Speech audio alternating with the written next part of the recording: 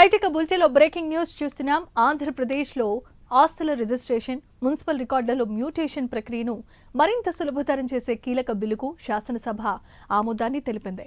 ఆంధ్రప్రదేశ్ పురపాలక శాసనమనుడు 3వ సవరణ బిల్లును మంత్రి నారాయణ సభలో ప్రవేశపెట్టారు. స్వల్ప చర్చ అనంతరం బిల్లుకు సభ ఆమోదాన్ని తెలియజేసింది.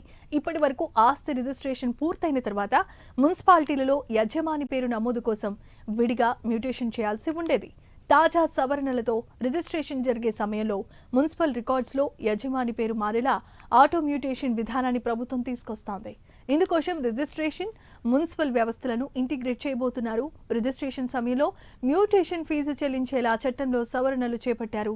కార్పొరేషన్లు, వివిధ గ్రేడ్ల మున్సిపాలిటీలలో మ్యూటేషన్కు ఏకీకృత ఫీజులు అమలు చేసేలా బిల్లులో మార్పులు చేశారు.